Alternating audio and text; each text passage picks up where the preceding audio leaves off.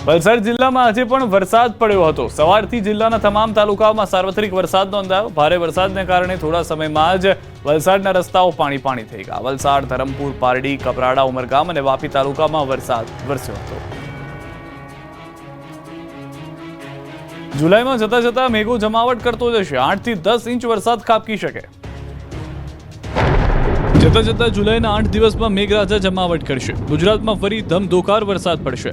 હવામાન વિભાગ અંબાલાલ પટેલ અને પરેશ ગોસ્વામીએ 8 થી 10 ઇંચ વરસાદ ખાબકી શકે તેવી ખતરનાક આગાહી કરી છે।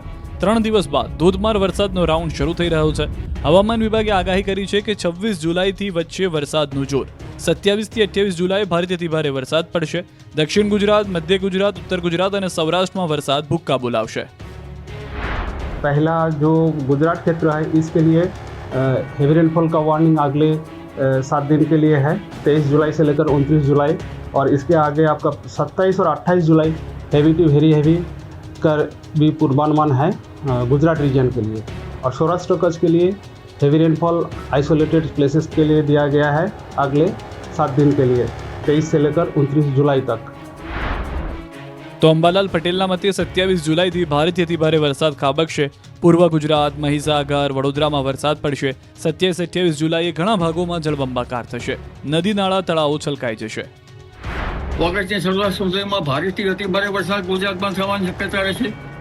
તારીખ 27મી જુલાઈથી પૂર્વ ગુજરાતના ભાગો, મહીસાગરના ભાગો, વડોદરાના ભાગો, અરવલ્લીના ભાગોમાં ભારેથી અતિ ભારે વરસાદ થવાની શક્યતા રહેશે। ધીરે ધીરે આ સિસ્ટમ આગળ વધશે અને તારીખ 27-28માં તો ઘણા ભાગો જળ તરબોળ બની જશે। કેટલાક ભાગમાં વરસાદ 8 ઇંચ કે 10 ઇંચ થવાની શક્યતા રહેશે। ઉત્તર ગુજરાતના ભાગો, પૂર્વ ગુજરાતના ભાગો, મધ્ય ગુજરાતના ભાગો, પાટણ, મહેસાણાના ભાગો, ઘણા ભાગોમાં વરસાદ થશે। કચ્છના ભાગોમાં પણ ભારે વરસાદ થવાની શક્યતા રહેશે। વડોદરાના વાઘોડિયામાં વગર વરસાદે રોડ પર ભરાયા પાણી। વડોદરા કોર્પોરેશનના પાપે 24 કલાકથી વાઘોડિયાના લોકોને પાણી વચ્ચે રહેવાની નોબત આવી છે। વાઘોડિયામાં રાત્રે ભારે વરસાદ પડ્યા બાદ રોડ પર પાણી ભરાયા હતા, જેને 24 કલાક જેટલો સમય થઈ ગયો છે। છતાં વાઘનાથ મહાદેવ મંદિર પાસે ઘૂંટણસમાં પાણી ભરાયેલા છે। MGVCLની ડીપી પાસે જ પાણી ભરાતા જીવનું જોખમ ઊભું થયું છે। અહીંથી લોકો નીકળતા ડરે છે। નવો રોડ 1.5 ફૂટ ઊંચો બનાવાયો છે, પણ પાણીના નિકાલની કોઈ વ્યવસ્થા કરી નથી, જેને લઈને લોકોમાં રોષ ફેલાયો છે। નગરપાલિકાના અણધડ વહીવટનો આક્ષેપ કર્યો। શ્રાવણની શરૂઆત પૂર્વે જ ભક્તોને હેરાનગતિ થઈ રહી છે। આ તરફ ઉનાના ખેડૂતો ખાતર માટે રજળપાટ કરવા મજબૂર। ખાતર 15-20 દિવસે તો મેં તમને કીધું કે 15-20 દિવસ એમને છે। એક જણ આવ્યા છે તેથી પાસે વહી ગયા ઘેર ખાતર લીધા વિના। રેન બહુ લાંબી હતી પછી ઊભું કેટલું ઊભી નહીં થાકી જાય। મારે જ મગફળીનો પાક છે તો હું ખાતર લેવા માટે અહીંયા લાઈનમાં ઊભો છું। હવે લાઈનમાં તો ઊભો છું પણ ખાતર મળે ના મળે એની કોઈ જવાબદારી નથી। ખાતર નહીં આપે તો મોલ બળી જાય બીજું, અને ખેડૂત નાઈ નાખીએ પછી કે પેલો ખેડૂત કેમ મરી ગયો, તો એની ત્યાં જાય નહીં, એને જવાબ તો માંગે કે ભાઈ તમને શું તકલીફ છે। ખેડૂતોના આક્રોશના દ્રશ્યો ઉના પંથકના છે। ગીર સોમનાથ પંથકમાં સારા વરસાદ બાદ વાવણી તો થઈ ગઈ છે, પણ પાકમાં ખાતર છાંટવાની જરૂર ઊભી થઈ છે, જેથી ખેડૂતો ખાતર ડેપો સુધી તો પહોંચી રહ્યા છે, પણ ખાલી હાથે પરત ફરવાની ફરજ પડી રહી છે। એક થેલી ખાતર માટે રજળપાટ કરવા મજબૂર બન્યા છે। ઉના હોય કે ગીર સોમનાથ, કોડીનાર હોય કે પછી અન્ય કોઈ પણ કેન્દ્ર પર ખાતરની ભારે તંગી છે। ખેડૂતો સવારથી લાઈનમાં ઊભા રહે છે। જો નસીબ સારા હોય તો ખાતર મળે, તે પણ માંડ એક થેલી, નહીં તો ખાલી હાથે જ પરત ફરવું પડે છે। હવે જો ખાતર નહીં મળે તો પાક બળી જશે। બીજી તરફ ખાતર વિતરકનું કહેવું છે કે ઉપરથી જ ખાતરની તંગી છે, જરૂરિયાત કરતાં ઓછું ખાતર આવે છે।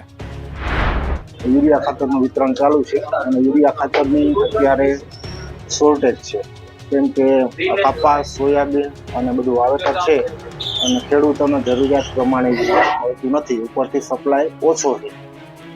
મોરબીમાં વેપારી ફિલ્મી ઢબે લૂંટાયો। લૂંટારૂ અને વેપારી વચ્ચે થઈ ઝપાઝપી। આ કોઈ મારામારીના દ્રશ્યો નથી, આ તો વેપારી પોતાની 3.5 લાખ ભરેલી બેગ બચાવવા લૂંટારૂ સાથે બાથ ભીડી રહ્યો છે। ફિલ્મી સ્ટાઇલમાં લૂંટ થઈ મોરબીના સનાળા ગામમાં। કરિયાણાના વેપારી ઘનશ્યામભાઈ સુરાણી રાત્રે દુકાન બંધ કરી પોતાના ઘરે જઈ રહ્યા હતા। અન્ય વેપારીને રૂપિયાની જરૂર હોવાથી 4 લાખ રૂપિયા બેગમાં લઈને નીકળ્યા હતા. મેલડી માતાજીના મંદિર પાસે પાનવાળા કેતનભાઈને 30,000 રૂપિયા આપી પોતાના બાઇક પર બેસવા જતા હતા ત્યારે જ પાછળથી એક્ટિવા પર લૂંટારૂ આવે છે અને 3.5 લાખ રૂપિયા ભરેલો થેલો છૂટવવાનો પ્રયાસ કરે છે. થેલો બચાવવા માટે વેપારી અને લૂંટારૂ વચ્ચે ઝપાઝપી થઈ હતી, મારામારી થઈ હતી. લાંબા સમય સુધી લૂંટારૂએ વેપારી પાસે થેલો છીનવવા પ્રયાસ કર્યો હતો. વેપારીએ ટક્કર તો આપી પરંતુ રૂપિયા ભરેલા થેલાના નાકાએ દગો આપ્યો. થેલાનું નાકું તૂટી જતા લૂંટારૂ થેલો લૂંટવામાં સફળ થયો અને રફુચક્કર થઈ ગયો. આ અંગેની પોલીસને જાણ કરતા પોલીસે લૂંટારૂને પકડી પાડવા માટે નાકાબંધી કરી હતી. સનાળા ગામનો જ કોઈ લૂંટારૂ હોવાની શંકા વેપારીને છે. બાઇક ચલાવવા મુદ્દે વડોદરાના 5 લોકોએ એક યુવાનને માર્યો. વડોદરાના જાહેર માર્ગ પર એક યુવાનની 5 લોકોએ પીટાઈ કરી નાખી.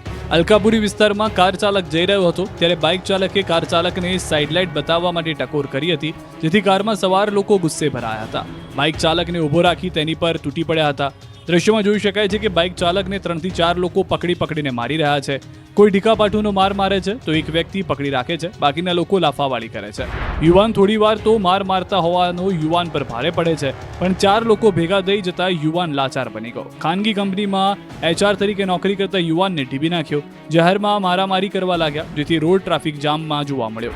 નવાઈની વાત તો એ હતી કે સંસ્કારી નગરી વડોદરાના નિર્દયી લોકો રોડ પર આ તમાશો જોતા હતા, વિડીયો ઉતારતા હતા, પણ કોઈ યુવાનને બચાવવા દોડ્યું નહીં. સુરતમાં એક જ બાઇકની 2 વાર ચોરી. સુરતના કામરેજમાં બાઇક ચોરીનો વિચિત્ર કિસ્સો સામે આવ્યો. એક જ બાઇક 2 વખત ચોરી થઈ. કામરેજના ગોલ્ડન પ્લાઝામાં કપડાની દુકાનધારકની બાઇક દુકાન પાસેથી ચોરાઈ હતી.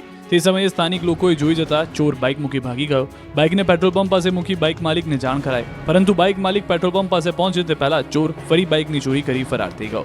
પેટ્રોલ પંપ પરના CCTV ચેક કરતા બાઇકને લઈ ફરાર થતો ચોર દેખાયો. હાલ